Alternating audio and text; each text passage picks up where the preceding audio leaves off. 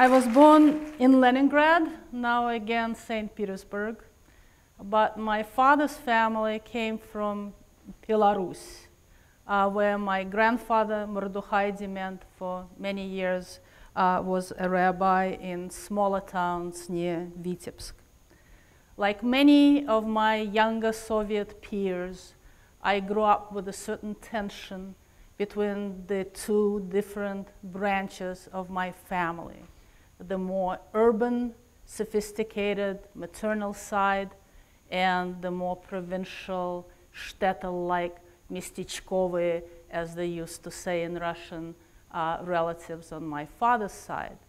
To hear my maternal relatives, my father's siblings ate too fast, ate too sloppily, had a weird sense of fashion, and also some of them still spoke Russian with a strong Yiddish accent. And all that kind of served to confirm my own natural unease growing up in a largely anti-Semitic environment of my own Jewish identity.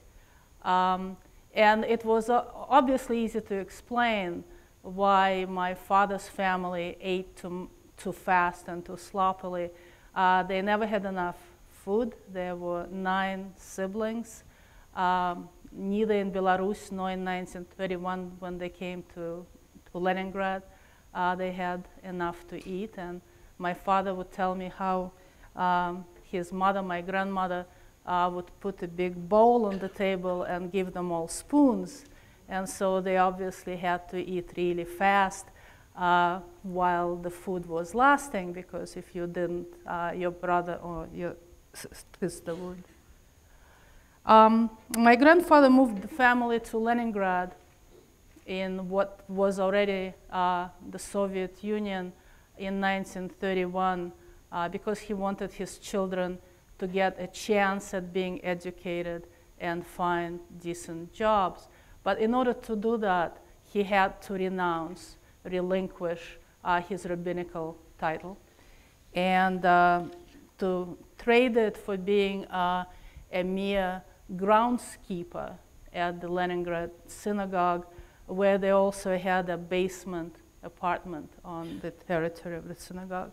My father died a year ago, and as a tribute to him, I started collecting materials and archival materials about my grandfather and his life in their life in Belarus, and I actually published it in Russian in a Belarus publication called Mishpokha. But my father's life story had started affecting my teaching and my research much earlier than that, and this is what this talk is all about. As I said earlier, my father was one of 9 siblings, and actually almost all of them, with the exception of one of the uncles who was killed during the war, was still around when I was growing up. My grandmother still lived in that basement apartment, which was the focal point of all our family and religious celebrations. But I never got to meet my grandfather because he died before I was born. He died during the first year of the war, during the siege of Leningrad. And he and his youngest son were going up the stairs to make sure that the dome of the synagogue was camouflaged properly because of frequent bombardments. And he suffered a heart attack and just died there on the steps on the way to the dome. His health had been undermined several years earlier by an arrest and imprisonment. He was accused of counter-revolutionary clerical activities, of supporting the banned Hasidic sects. While in prison, he declared a hunger strike because he would not touch the non-kosher food until my grandmother was allowed to bring him stuff from home. And when he came out, he, like my father, used to tell me that my grandfather, who was still in his mid-50s, was a very athletic and healthy-looking man when he went into the prison, and he came out looking 20 years older and quite sick. All through my childhood, I heard the names of two Belarus towns, Chashniki and Surush, where my grandfather, and that's his official stamp, which in Russian it says Ravin Diment, Surush, Vitebsk region. And he is in the middle. It's a card made during Purim. And those are the two places where my father and most of his siblings, my aunts and uncles, were born. And yet we never went there, or to the nearby Vitebsk, the native town of Marc Chagall, whose family my grandfather probably knew. We had plenty of chances to go there because my father actually bought a very early Soviet car in late 1940s. And after I was born, he would drive me, my mother, and my maternal grandmother to the Black Sea so that I, his only child, would breathe fresh sea air and consume vitamins through fruits available there but not available in Leningrad. And as you saw in the previous slide, Vitebsk is right on the border with Russia. So we could have detoured and went through Vitebsk and Surush. And when I asked him already here, how come we never went there, he told me that Surush was no more. The Shtetl, as he remembered it, was no longer, could be seen there. And the good memories were actually replaced by the bad ones, like one of my aunts witnessing her neighbor being shot on the spot immediately or soon after the October Revolution. Just as a side note, I don't know how many of you know that, but today is the anniversary of October Revolution, November 7th. I don't propose that we celebrate it, but I thought you should know.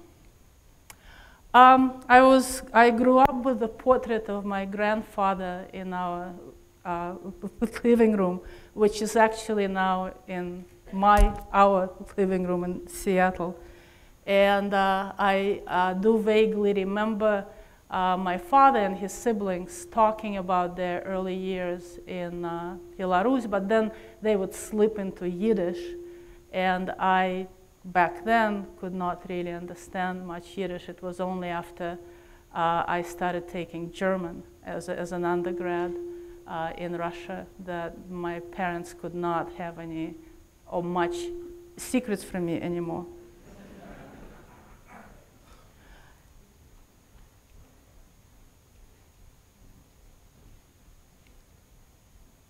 This is also an early picture of my grandfather and his parents. In 1975, I was the first member of my family to immigrate. The reason I came by myself was because my father was reluctant to leave because he didn't want to leave his siblings behind.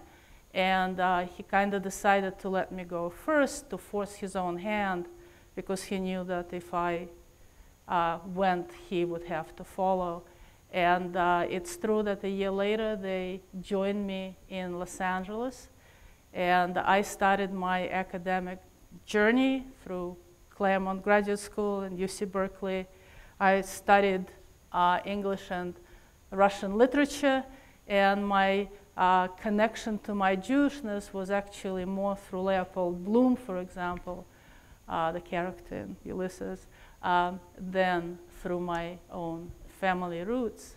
My father used to say with some regret, or with much regret, that for a granddaughter of a rabbi from whom he thought I inherited much of my intellectual power, I was not Jewish enough.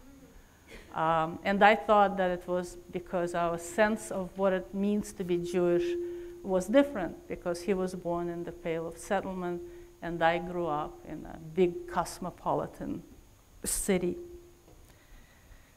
And then something changed. I started working on a book in the late 1990s about Marc Szeftel, a professor of history at the University of Washington, who served as a prototype for a character in Nabokov's novel Pniniad, when Nabokov and Szeftel taught together at Cornell. And dealing with his early years, he was born in the Pale of Settlement, I just realized how much this research was consuming me. I would call my dad 3 or 4 times a day. I think he was pleased so much that I was interested in that stuff.